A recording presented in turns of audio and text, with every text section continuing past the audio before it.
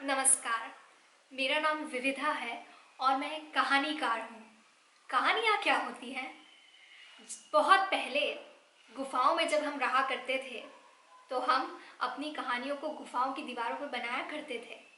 तब हमारे पास भाषा नहीं थी, फिर भाषा आई, तो हम एक दूसरे को कहानी बोलकर सुनाने लगे।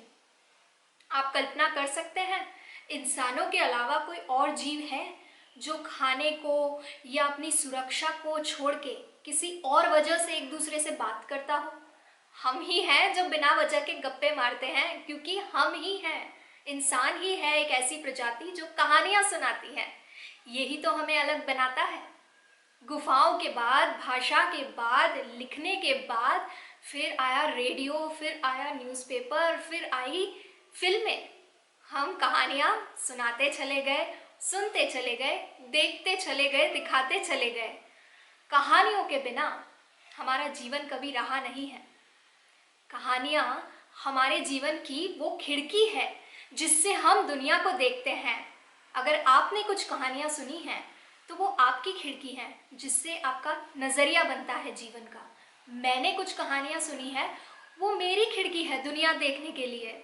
और हम सब एक दूसरे को सुनते हैं, समझते हैं, वही तो हमारी कहानियाँ हैं।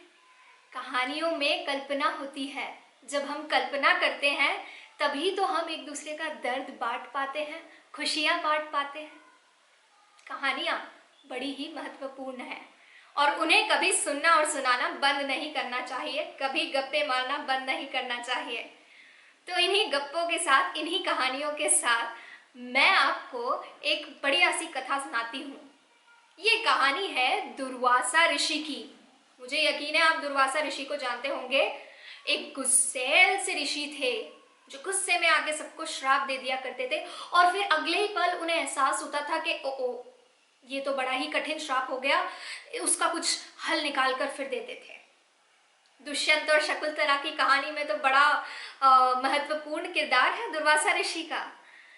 तो दुर्वासा ऋषि की पत्नी थी कांदाली।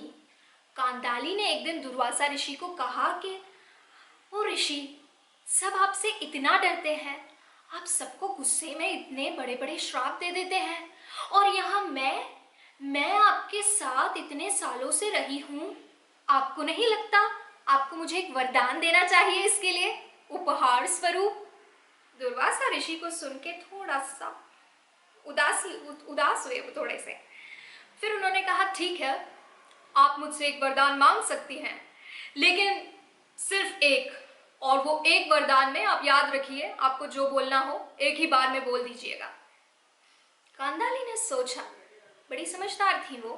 फिर उन्होंने कहा, मैं चाहती हूं आप कोई ऐसा फल बनाए जिसका सुंदर सा रंग हो और जो सारे मौसमों में उपलब्ध होता हो, और जिसे हम किसी भी कोने में उगा सकते हो भारत के। और एक और चीज़, उसको खाने में कोई झंझट नहीं होनी चाहिए। हाँ, कुछ बीज वीज और ये सब का चक्कर नहीं होना चाहिए। खाने में भी बढ़िया होना चाहिए, स्वाद में भी बढ़िया होना चाहिए। दुर्वासा ऋषि बड़े ही अचंभित थे। वाकई उनकी पत्नी ने सब नाप तोल के एक फल की रचना, एक फल की कल्पना की थी। उन्होंने अपनी आंखें बंद की और इस फल की कल्पना की और सरस्वती जी को याद किया, और फिर उन्होंने इस फल की रचना की। और जानते हैं ये फल क्या था?